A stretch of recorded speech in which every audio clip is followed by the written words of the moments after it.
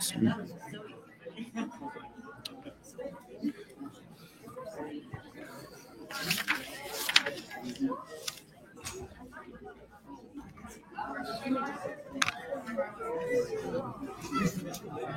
Huh? Maybe not. She's not there? Okay.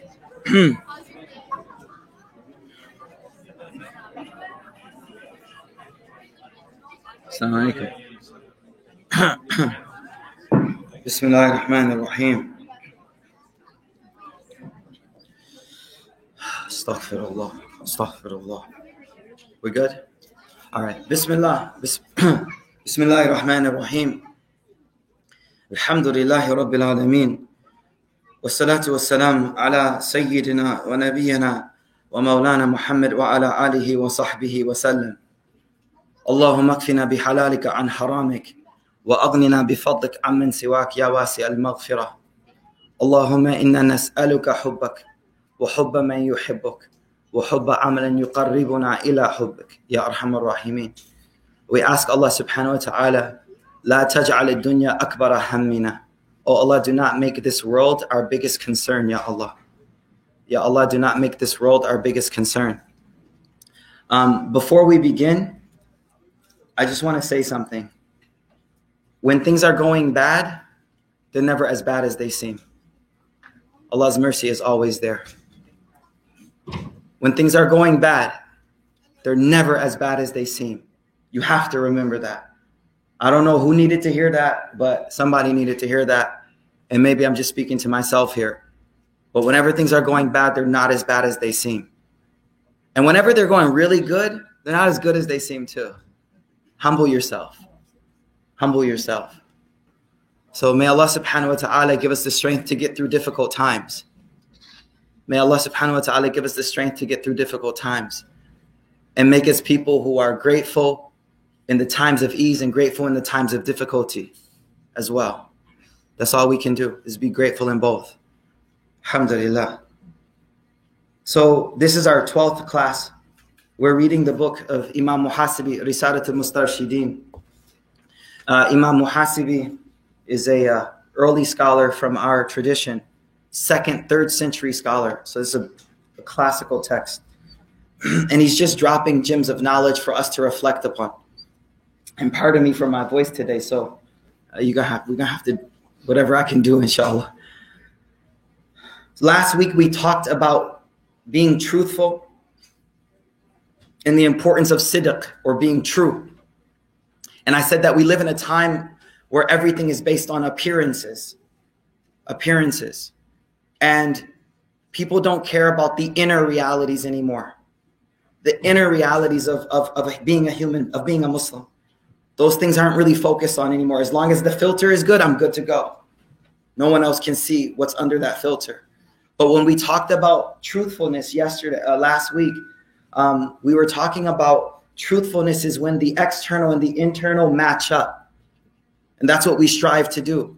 And what we said last week was really deep. We said that if you intentionally have an internal state and you intentionally make the external look different, that's called riyah, or showing off, like ostentation. But if it's just not matching up because you haven't quite worked on it enough, then that's called kidhib, and that's where we need to work and make sure the inner reality matches the external reality.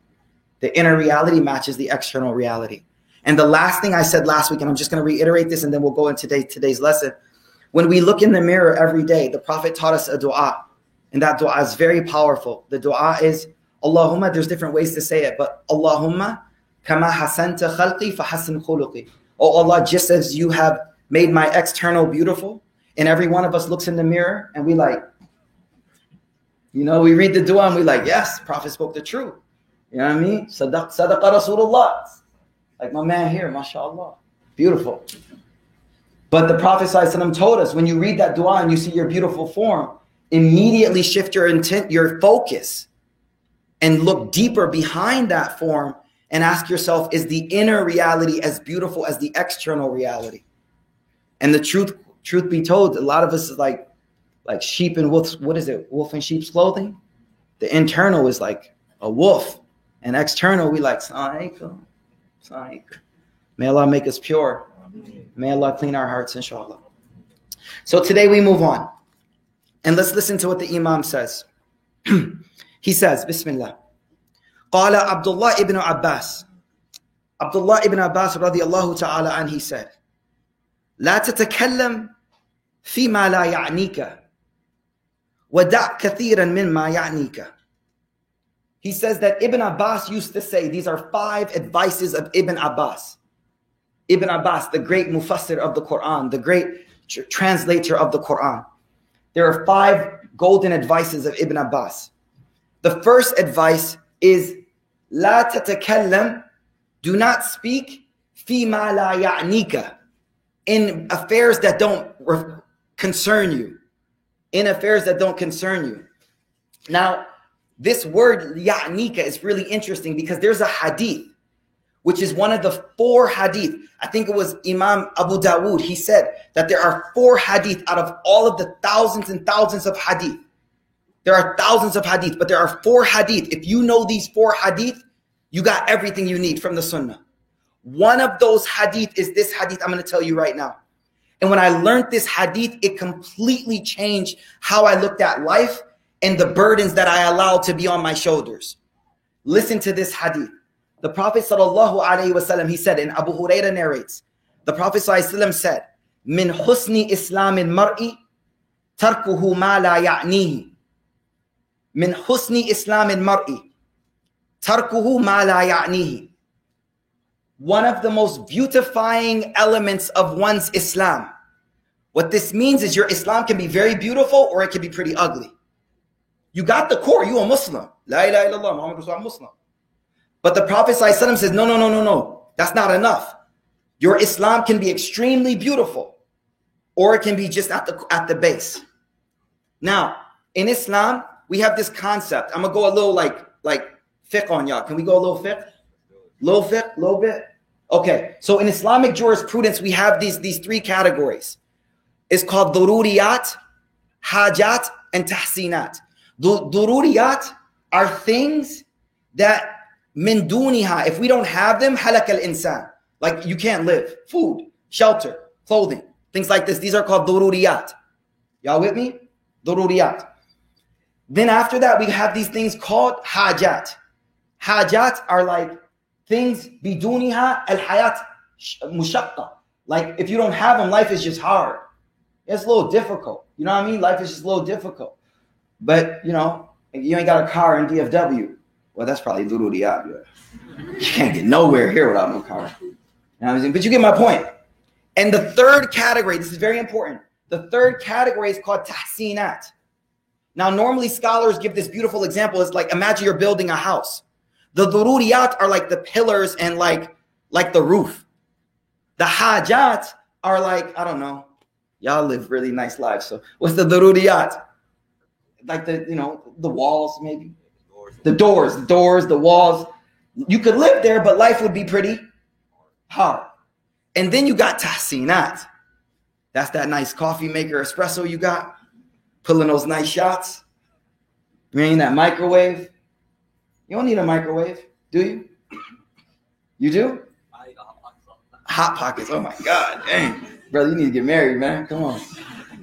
So why am I saying this? The hadith said, min husni islam al-mar'i. We're talking about tahsinat. When you raise your Islam up a level, see, remember, when we build a house, we don't focus on dururiyat. If you got married to a wifey and she's like, how's the house? You're like, yo, we got the walls and we got the roof. She'd be like, peace, I'm out. Right? Dururiyat is not enough. You want hajat. And even then you can be like, no, we got tahsinat. Right? Are y'all following me? So in our Islam, now, that whole example of the house, I want you to equate that to Islam. The Prophet ﷺ is saying, your Islam has dururiyat, basics, hajat, a little higher than basics, but it has tahsinat as well, the things that just make it beautiful. Now, what are some of the things that make Islam beautiful? This hadith says something. This hadith that I just said to you, the Prophet ﷺ said, one of the things that will make you as a Muslim, the most beautiful Muslim, tarkuhu ma la ya'ni, that you learn how to give up things that don't concern you. You learn, this is a deep hadith. You know, it happened to, I'll be real, it happened to me today, right? So we were coming out of a meeting. I can't be too specific, but we were coming out of a meeting and two teachers were talking. But I had been studying this. So, you know, just when you study, it's like fresh. You know, you're feeling it. So two teachers are talking. And in my head, I was like, I wonder what they're talking about. For real. But then I was like, that ain't got nothing to do with me. That's none of my business. It has nothing to do with me. And here's the problem. Oh, what's so bad about getting involved in things that don't concern you? Well, Stephen Covey has a very interesting perspective in the 7 Habits. Y'all know 7 Habits, right? Come on, man. That's a masterpiece book, yo. Sheikh Hamza Yusuf calls it 7 Habits of Highly Effective Muslims because it's good stuff. So Hamza Yusuf says this is pretty deep. Stephen Covey says this. He says every one of us has a circle of concern and a circle of influence. So what's a circle of concern? Now, this is tough. For everyone is different, so don't look to your left and right. Your circle of concern are things that you're worried about in this world, but you can't really change them. You can't really change them. But then you have a circle of influence. Now, it's so different in this age of social media, but just bear with me. You have a circle of influence. Stephen Covey says your circle of influence are the things that you can directly affect. Like my man Qasim over there, my son. My daughter Madia. Those are things directly right. Like that's I have not only concern, but I can influence. He says that very unproductive people spend the majority of their time in the circle of concern, not in the circle of influence. You feel me? They're worrying about things they can't change. They have nothing to do with them directly. They have no influence on them. But we're going to talk about it all day. Right? But then he says people that spend their time in the circle of influence, things that they can directly change. Not only are they more productive, but this is the craziest part. The circle of influence grows. The circle of influence grows. So you actually start to reach out to further things that were in your concern. Now you have the ability to actually influence those things. I think that's groundbreaking. So one of the things we realize is when you stop worrying about things that don't concern you, there's a theme that we've been talking about in this halaqah. It's called mental real estate. Mental real estate. We don't have an infinite amount of brain power. There's only a certain number of things I can focus on in a day. So it's very, very important that you, as the Prophet ﷺ said, احفظ الرأس وما وعى. Protect the brain and what's inside of it. So what we're saying is mental real estate. When I was leaving that meeting and those two teachers were talking, and the little shaitan in me was like, I wonder what they're talking about. Right away, alhamdulillah, this hadith was like, in husni Islam and mar'i, make your Islam beautiful.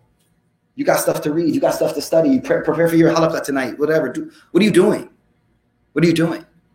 So the main thing I want you to realize is all of that energy you're putting to those things that don't concern you directly. Now, you have to be the judge what concerns you. The video's not working? YouTube? It froze? It's working here. It's working here. Yeah, it's working here. I don't know. Wallahu alam. Okay. It's all good. Thank you, though. Thank you. Circle of concern, right? No, I'm just joking. That was influence. That was influence right there. Okay. Yo, check it out, inshallah. Okay, we checking it. I was just trolling you, man. My bad. I don't even mean it. Yo, we're good. We're good now. It worked. Okay, Bismillah ar-Rahman ar-Rahim. I lost my train of thought. It's all good. Okay, so Hassan Basri, he says, Hassan Basri, listen to what he says. وَمِنْ عَلَامَاتِ إِعْرَاضِ اللَّهِ تَعَالَى عَنِ الْعَبْدِ. A sign that Allah has turned away from a servant. Now that's a dangerous thing. A sign that God has turned away from you. Hassan Basri, he says, أَنْ يَجْعَلَ شُغْلَهُ فِي مَا لَا يَعْنِيهِ. That Allah makes your whole shughul. What is shughul? Your work, your business. All you're worried about is things that don't concern you whatsoever. Now, what you need to do is actually do this assessment. It's like, what really concerns me? And honestly, it's your akhirah and your dunya. Your family, immediate family, your relationship with Allah, your job maybe, your school, whatever those things. Everyone in this room has different things. But the point is, You need to be careful where you're letting your mind get involved in. And that's what the Prophet ﷺ taught in this hadith. Remember this hadith. I'm going to say it one more time and we'll move forward. Min husni islam al-mar'i tarkuhu ma la ya'ni. You know where it really hit me at though? I was coming up the George Bush joint and I had this bad habit, man. Like, my wife calls me nosy, right? But like, I always look in the next car. You know what I mean? I don't know why. I don't know, man. And that's a bad habit because it shows that I'm thinking about people too much. So alhamdulillah, I was just going over this hadith and I'm driving. I'm like, yeah, I don't even care about you, yo. Keep going. I got to worry about my own stuff. So it's just something to reflect on, that we focus on ourselves. When it comes to that mindset that you're dealing with people who are concerned with you, or are you getting to that? No, go ahead. How do you respond to when that's happening to you? Like people are concerned with you. Yeah, and you like, this ain't your business. You want to read this hadith. So basically, it's for those who couldn't hear.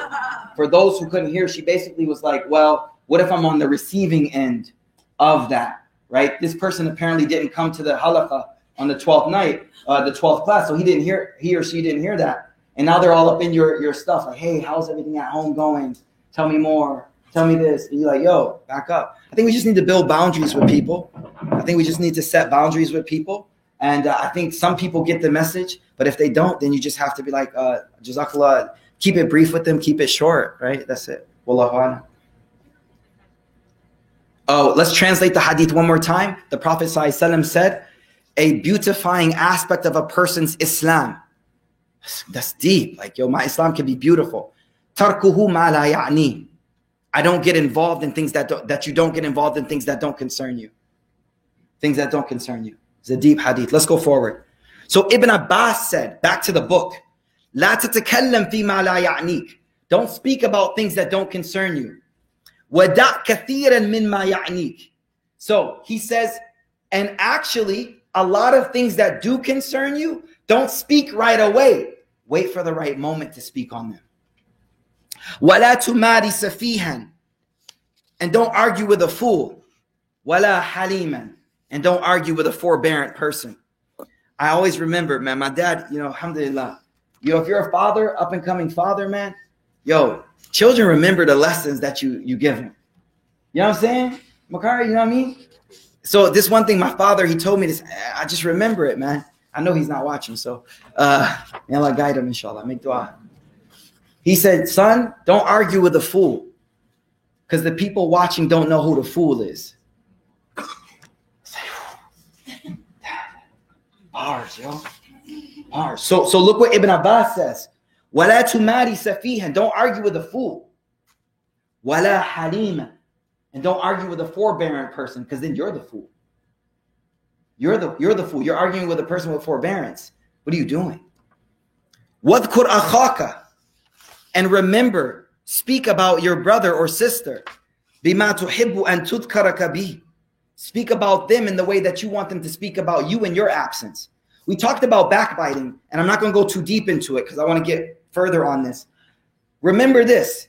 Anyone, I've said this a dozen times, anyone who backbites to you about someone will backbite about you to someone.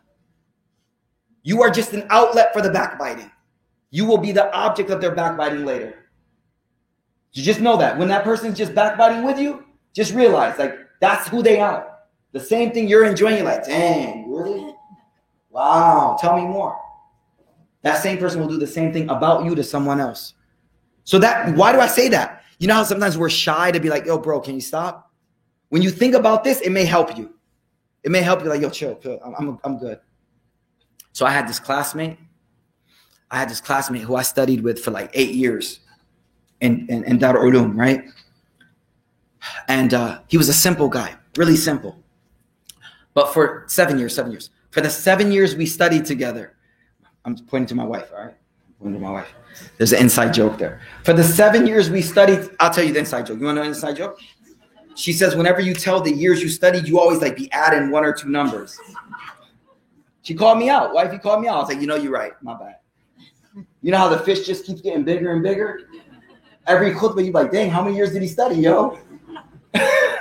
Like, I thought it was 7, now it's 10. What happened, Shaykh? Like, did you just teleport back? Subhanallah. So that's why I was pointing to my wife. So I studied with him for 7 years, legit 7, okay?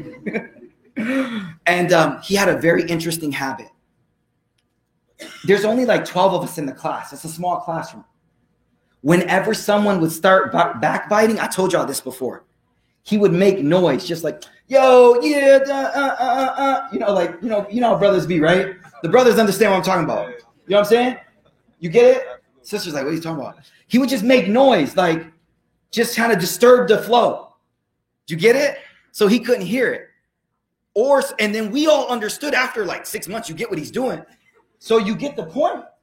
He's like, oh, yo, we backbiting again. And he didn't have to say nothing. So we never backbit around him. Because he was just that element that's like, no, I can't have this. I don't got deeds to give away. I don't have deeds. You guys realize on the day of judgment, people you backbite, I don't care if they did what you're talking about. On the day of judgment, they're in line like, I'm next. I need some of those hasanat. Aisha was backbiting me. I need some of those, ya Allah. I don't got deeds to give away. Somebody wrote a letter to Ahmed bin Hanbal, I believe. And they're like, we heard you were backbiting us. Ahmed bin Hanbal wrote a letter back. He said, I don't love you that much. See the perspective? It's like, and then in the letter, he said, if I was to backbite anyone, I'd backbite my mother. I'd never backbite you. I don't love you that much. SubhanAllah. SubhanAllah. When I became Muslim, backbiting was one of the most, I wouldn't say I became Muslim because of the rulings of backbiting, but it was just like, oh my God, you guys don't talk about one another? Oh my, I know, Yasin looked at me like, come on, bro. No, I'm serious though. When I first became Muslim and I learned about backbiting, I'm like, oh my God, these Muslims are amazing. A few months later, like, okay. What happened to that rule, guys? But it is actually a very beautiful rule if you can live by it. It's beautiful. Work on it. Try. I know sometimes you got to get stuff off your chest. I don't have a solution for that. Wallahu alam. But don't give your deeds away. Don't give your deeds away. Alhamdulillah. Let's go forward. وَأْمَلْ عَمَلَ رَجُلٍ. Remember, the way he gives advice, every advice is kind of separated from the other one. وَأْمَلْ عَمَلَ رَجُلٍ. Do actions like a person who knows أَنَّهُ مُجَازًا بِالْإِحْسَانِ. Do actions like a person who knows that they're going to get a reward. The word he uses is ihsan. So the word ihsan is like when you give more than what is deserved, right? When you give more than what is deserved. So let me break this down. In Islam, 3 levels. I'm giving another fiqh lesson here. You have dhulm. Dhulm is when you don't give someone their right. Okay? So like, let's give a vulgar example, right? Someone smacks you, right? And they hit you. And then you just beat the person down. Bam, right? That's dhulm. Adl. Next level up is called adl. What's adl mean? Justice. Right? Adl. He smacked you, smack him back. Assalamu alaikum, I'm out. We good. Yawm al-Qiyamah will be good. I don't know you, you don't know me. Right? But then Islam teaches, no. That's not where we want to be. Justice. No. Islam, it's not about justice. We go up a level higher. It's called ihsan. What is ihsan? You with me? You with me? You smack me. And I'm serving you. I'm helping you. What more do you need? And you know where this comes into play? Elderly parents. I'm going to come to that. Beautiful. Elderly parents, cousins, siblings. Everybody was like, siblings. Now you getting hit back, bro. No, but seriously, do you understand what I'm saying? Ihsan is like, no, you do wrong to me. I don't change myself because of you. I don't think y'all got that. You do wrong to me. So now I do wrong? I'm good. I will do good rather you do good or you do bad. I'm principled. So ihsan, this level of ihsan, it means you get more than what you deserve or above what you did. So look what he says. When you do actions for the sake of God, for the sake of Allah, in the back of your mind, you know that the one rewarding me is doing ihsan. Like I did this little prayer, but what will Allah give me for that? You know, man, my kids is here. I'm gonna just say it, man. They growing. It's all good. You know, one of my teachers, he said this. He said sometimes, oh man, a child, you saw with like a taswira. You saw with like a taswir. Sorry guys, my children are here. No? There's no other way to say it. Okay. Sometimes they make something for you, right? And it's nothing like what they set out to make, right? No, seriously, you feel me? But the way you love it so much. You truly, truly love it. Maria, I truly love it. You truly love it, seriously. But why do you love it? Because it actually looks like a tree or a car or a dolphin or some weird other animal? Do you love it because it actually is a Picasso? No. You love it because they did it for you out of love, right? So one of my teachers, he said, no, we don't compare it to Allah, but it's similar. Our prayer, come on, man. Where was our mind at in the prayer? Come on. Was that a prayer like Abu Bakr? Was that a prayer like Umar? Was that a prayer like the Prophet? Wasn't our mind all over the place? But did we love Allah? Yeah, we loved Allah. Do we want Allah to accept it? Just the way we go up to Baba, Baba, look what I made? And Baba says, yeah, come on, give me this. This is beautiful. Tell me what it is. He said, we can't compare it to Allah, but you get the example, right? So realize when you do actions, Allah loves you. Allah loves what you're trying to do. And Allah will reward you based on what you were trying to draw, not on what you actually drew. And that's all we can hope for, because my ibadah sucks straight up. But all we can hope is that Allah accepts it from us because we love Him. That's it. We love Him. So he says, do actions like a person who knows that they'll be rewarded with ihsan. Ihsan, being given more than they deserve. You should never leave a prayer like feeling as if like, no, Allah loves me. If He didn't love you, you wouldn't even got the ability to pray that prayer. Wait, hold up. If He didn't love you, He would not have given you the ability to pray that prayer. That's a gift from Allah, man. That's sajda. That's special. Everyone don't get sajdas in this world, man. You know how special a sajda is? Surah Haqqa says on Yawm al-Qiyamah, Allah subhanahu wa ta'ala, يُكْشَفُ عَنْ سَاقٍ وَيُدْعَوْنَ إِلَى السُّجُودِ. Allah says that Allah will reveal His splendor on the Day of Judgment, and everyone will be called to prostrate. But guess what? Everyone won't be able to prostrate. Only those who prostrated in this world will be able to prostrate. The Prophet ﷺ said everyone else, their back will become like one plank. Whenever they try to bend, they just fall over. A sajda in this world is a gift from Allah. And if He allows you to do a sajda, it's because He loves you. And all we want is Allah's love. All we want is Allah's love. وَأَدِمْ شُكْرَ اللَّهِ. Adim, constantly be grateful to Allah. Not when it's going good, not when everything's gravy. No, constant shukr. We are the ummah of Muhammad, from the word hamd, because we are people who always praise Allah. We always praise Allah, no matter what the situation is. Waqsur min amalik. Now it's about to get deep. This wasn't deep yet. Waqsur min amalik. Shorten your hopes. Let me contextualize this. The further ahead you're looking, the less you focus on right now. You get what I'm saying? If you're thinking like way down the line, 2 years, 3 years, 4 years, 5 years, you're not focusing on truly maximizing the potential in this moment.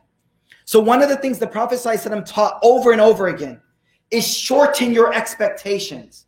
Now, this doesn't mean like, I don't care about 5 years from now. I don't plan, right? I don't invest or nothing. No. But what it's saying is, let me give an example just to make it. The Prophet ﷺ said, when you wake up, don't expect to go to sleep that night. And when you go to sleep, don't expect to wake up the morning. If I get it, why? If I get it, thank you. Amin said, if you get it, alhamdulillah. Wallahi, I led a janazah. I don't say wallahi Allah, but I led a janazah last week of Walid, right? 2 days before the janazah, Walid went to sleep, 27. Walid went to sleep. He didn't wake up in the morning. That's it. Rahimahullah.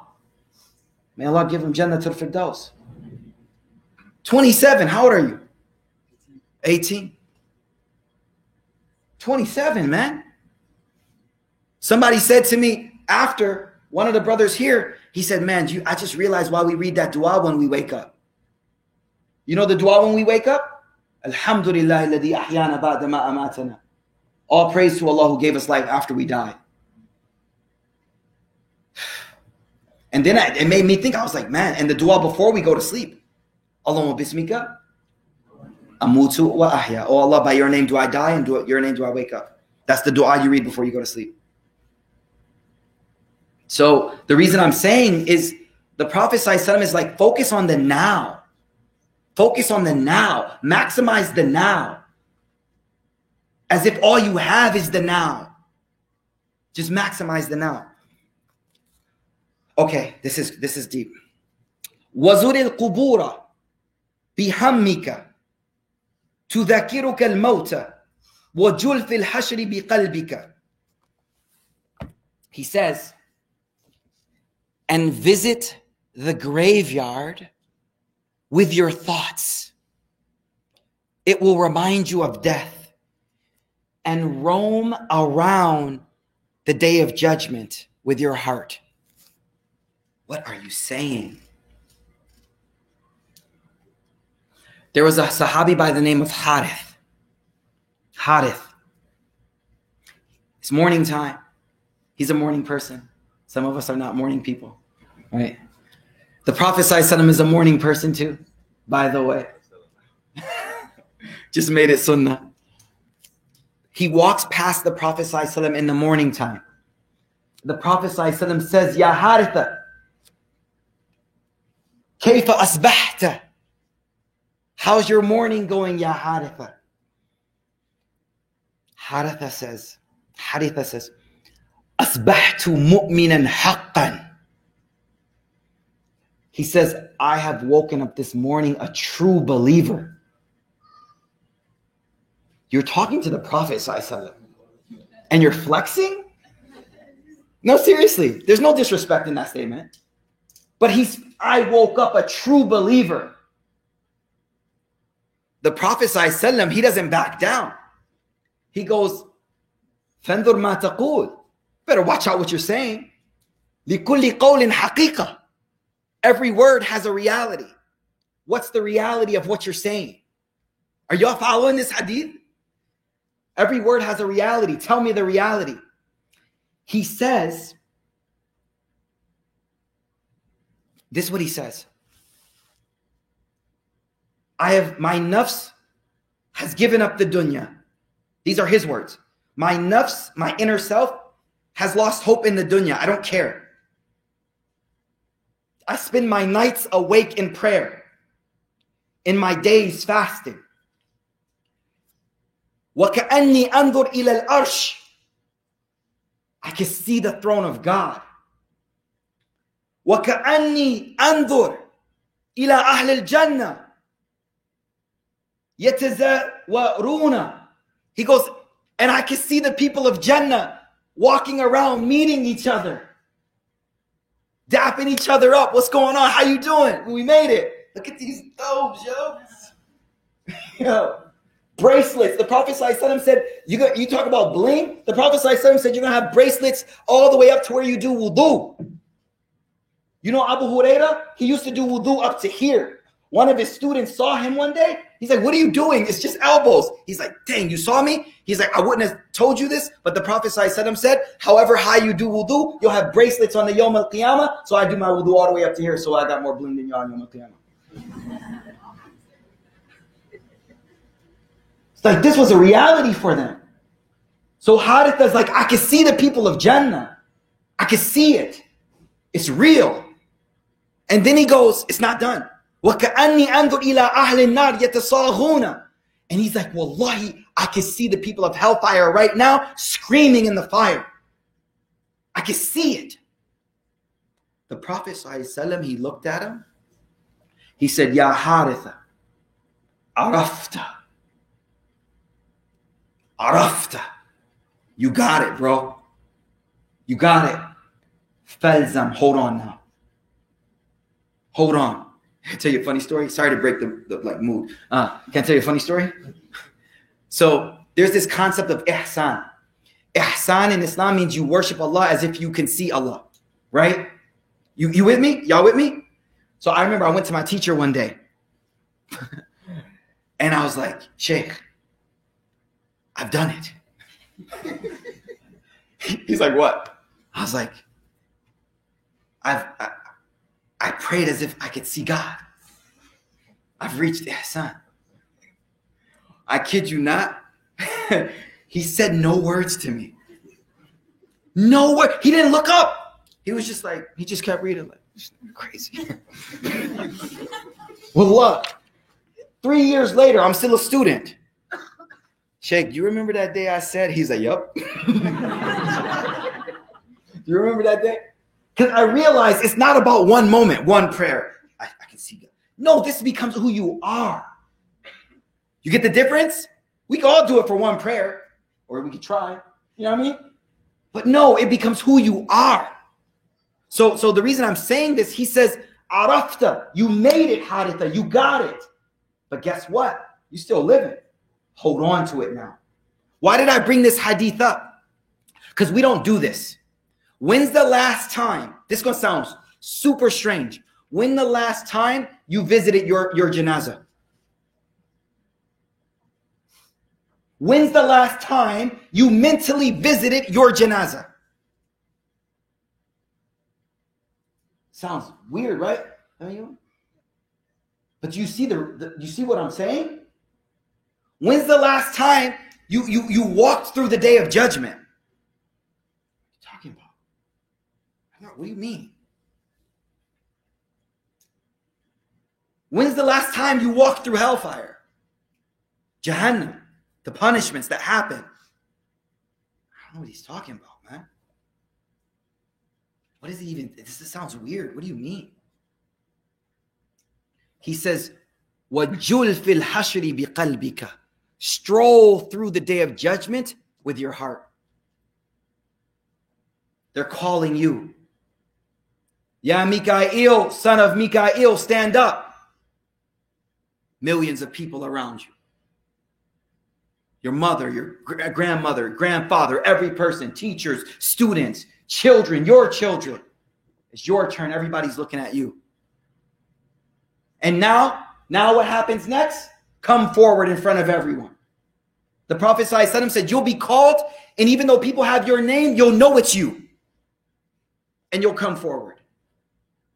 And then the Prophet ﷺ said, then your life will be shown in front of everyone, sa'atan, moment for moment, everyone's watching everything you did. Fadiha. You know what fadiha means? Humiliation. I can't listen to a recording of myself. You know these talks? Someone turns out like, oh, what did I say? How did I say that? Now my whole day? Record yourself for part of the day, then try to listen to it. Just put a recorder in your pocket. You'll forget about it after a while. And then go back and listen. You're like, oh my God, angels, astaghfirullah. I'm sorry you had to witness that. Because you're like, what did I say all day? What did I do? All of it's being presented. Imam Muhasibi, whose book we're reading, he wrote another book called Tawahum, which he literally starts from the day you die. He goes, you're standing up and you feel the angels coming. They're pulling your soul down from the bottom. And you're saying, what are you doing? What are you doing? But they're pulling, come. He wrote an entire book describing from the moment you pass away until the moment you enter into Jannah or Jahannam. And he uses tawahhum. Imagine now what happens. Imagine now you're sitting in your grave. The angels come. They say, sit up. Come, it's time to talk to you. He walks you through every moment of it. Why am I saying this? A lot of these concepts, Jannah, Jahannam, Yawm al-Qiyamah, they're just words we say. Visit them with your heart. Go there. Be there. Envision it. It'll become a reality for you. It'll become a reality. So what does he say? What time is it? Okay. 5 more minutes or so. Zur al-qubura bihammik. Go, Allahu Akbar. Go to the graveyard with your thoughts. Listen. One of the Sahaba, he actually died before he could meet the Prophet. He accepted Islam. They were on their way to go and he passed away. He said these words, Innama antum akhbar. You are nothing but accounts, news. Fatayyibu akhbarakum. Make sure the news left behind about you is good. What do you want to be said at your eulogy, yo? Oh, my man has stacks, yo. Oh, my man had nice house. Your eulogy, what do you want said about you, Abdullah? Abdurrahman? Umair?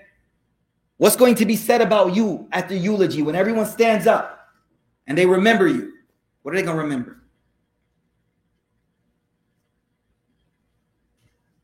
Tayyibu akhbarakum. Make the account of you beautiful. Man, that sister, man, she was always helping people. Every time I saw her, she was helping. Every time I saw her, you know who I remember, and I strive to be like this family. Back in Annapolis, there was this family. There was a sister. Every Jum'ah, her house was open for the whole community. Anyone come and eat. Food was simple. You ain't getting no light. She wasn't going all out, but you left like, alhamdulillah. African sister. Where was she from? I'm not sure. Every Friday, everyone in the community knew right after Jummah, and the husband wouldn't even be there. He'd eat and bounce. But the door was open. Door was literally open. I remember the day she died, man. A sudden death, too, just out of nowhere. The brother's like, my wife passed. I was like, what? We just eating her food last week. I was like, yeah. But the akhbar, the khabar that I have about her, she just used to feed everyone every Jummah. She used to make a lot of rice, a lot of maraq, lentils, dal, whatever, every Jummah. Tayyibu akhbarakum. What will people say about you? What will people say about you? That's the question I want to ask you. What will we say at the day you die when we're all standing there and we're talking about you? What will we say? I'm worried what they're going to say about me. I hope you're worried what they're going to say about you. Okay, we're still living. So now let's work for it. Let's work for it. Let's start doing stuff. People will remember these things. And that's why he says, look what he says next. He says, قال Abu Dhar. Abu Dhar says, i'mal, we're done now. i'mal ka'annaka tara. Do actions like you see. Do actions like you see Jannah. Do actions like you see Jahannam. It's real. It's there. I see that day. وَعُدْ نَفْسَكَ مِنَ الْمَوْتَى. Consider yourself already gone. There's something called future self-think. Let's psychology real quick. Okay. So there was this study done about how we think about our future self. So this study basically said, it's very interesting, that neurologically, when you think about your future self, neurologically is identical to the way you think about another person. I don't know if you get how deep that is. The me for 5 years up the road is some other Mikaeel. He'll take care of that. It sounds so silly. But the same way I go, oh, Abdullah will take care of that. It's the same way I go, Mikaeel, 5 years from now, he'll take care of that. And one of the tools that we can learn or things we can learn is, no, that's me. That's who I am. So we develop the habit of future self-think. It's like write a letter to yourself backwards. Think of you as that same person. So, وَعُدْ نَفْسَكَ فِي الْمَوْتَى. Consider yourself already dead. If you look at it, I'm already dead. Now you start acting different. Like, oh, yo, let me give this sadaqah real quick. Okay, let me hold up. I gotta pray. You know what I mean? Like, cause I'm already dead, bro. Let me pray real quick. I just got another chance. Like, I got another chance. Last thing, we're done. وَعْلَمْ أَنَّ الشَّرْ لَا يُنْسَى. Know that the evil you do isn't forgotten. Allah and the people. People don't forget. You know how sometimes it's bad, man. May Allah clean our hearts. You know how sometimes someone did one wrong thing? Who's the sister I beeped at the light? Where's she at? She in here somewhere. I think I beeped at you, right? My bad. So she was at the light, and I had to beep, and I was like, I think this is a Muslim. And they're going to see me. So I tried to do the light New York light, like beep, beep. So you know how sometimes, the reason I bring that up is sometimes you remember someone that did something to you, but they forgot about it. She's like, nah, that one day, man, they did wrong. He says, وَعْلَمْ أَنَّ الشَّرْ لَا يُنْسَى. My bad, yo, I wasn't trying to. وَعْلَمْ أَنَّ الشَّرْ لَا يُنْسَى. Know that evil is never forgotten. It sticks sometimes. If I've ever did wrong to anyone, please forgive me, yo, seriously. وَالْخَيْرَ لَا يُفْنَى. And good is never forgotten as well. It never ends. The good you do is preserved. That's it. The good you do is preserved. Just think of this moment. It has infinite potential, man. You could preserve it for good eternally, or you could waste it eternally. You'll never get it back. Never, ever get it back. May Allah subhanahu wa ta'ala forgive us. May Allah make us of people who can mentally visit the grave. May He make us of people who can stand mentally at our own janazah and think, what will the people say about me? May Allah make us of people who only concern ourselves with things that concern us. People that are particular about their mental real estate. May Allah give us the ability to get through the difficulties that we are in right now. May Allah make us people who are grateful in the times of ease and able to smile and be grateful in the times of hardship. May Allah accept our coming together. أقول قولي هذا وأستغفر الله لي ولكم ولسائر المسلمين فاستغفروه إنه هو الغفور الرحيم. جزاك khair. May Allah accept. Assalamu alaikum. Stick around for a bit, meet each other, chill out, socialize. It's good. Alhamdulillah.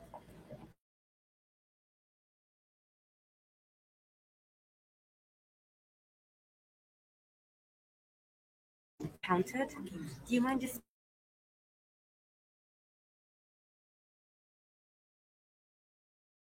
don't argue with